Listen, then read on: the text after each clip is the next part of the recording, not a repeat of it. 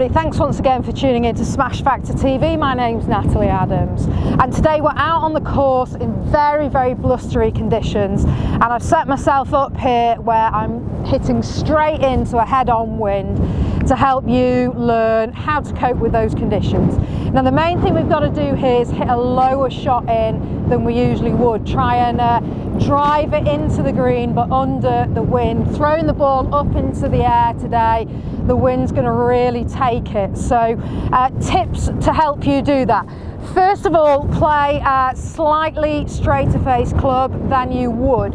So I'm the distance of a wedge out away from the green here, but I'm going to choose to hit an 8-iron in. I'm not going to make as full a swing at it, but using the 8-iron loft rather than the wedge loft is going to give me a slightly lower flight. Okay, next thing to do, we get set up so the club is aiming at the flag. I'm going to play the ball slightly further back in my stance. So normally if I was hitting an 8-iron in, I'd play a ball to the left of the middle of my feet. So I'm just going to nudge that back an inch so that it's just to the right of the middle of my feet. Next thing I'm going to do is I'm just going to rotate the face slightly to the left. So I'm going to close the face just a tiny little bit, and I'm just going to aim a little bit to the right of the flag. That again will help to just de-loft the club face and keep the flight down. And I'm definitely going to make sure that the centre of my pelvis is to the left of centre here. So I've got more pressure into my left foot, which again, if I've got more pressure this way, it's going to help me to drive those hands forward. Now that's key. As we come into it here, we want to get those hands forward to deliver a straight face with that, or I should say a more upright face with that golf club there, rather than we don't want to be on the back foot and then letting the club head get to the ball first. That'll put more loft onto the club face and you'll hit the ball up into the air.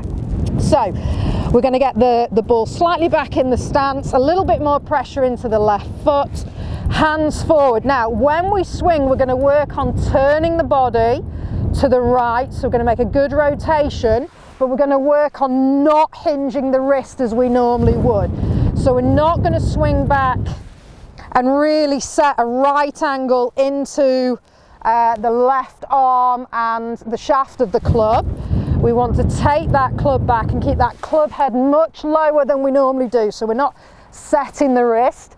And then when we swing through, we're going to turn the body back at the target, really work on driving the hands forward to keep that upright look on the club face. And when we swing through, we're going to have a much more stunted follow through.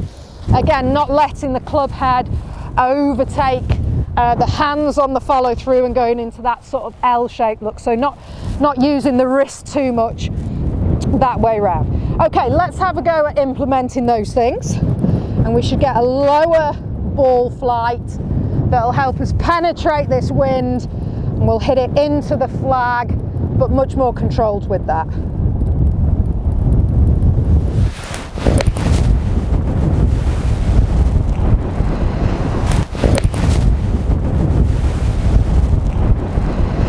So quite happy with that flight. Trajectory is nice and low into that green there. Just work on that on the practice ground, so when you're hitting shots on the range, don't just hit your standard shot for height. Look at hitting that lower flighted shot in. Comes in really handy as well if you've got into trouble off the tee and you're looking at hitting through or underneath overhanging branches to get into the green, but certainly in conditions like this. The other thing I would say as well, just tip wise, when you're playing into the wind, don't try and fight the wind. So if it is blowing off the right, hit the ball out to the right and let the wind bring the ball back in. If it's left to right, the same, hit it to the left, let the wind bring the ball back in.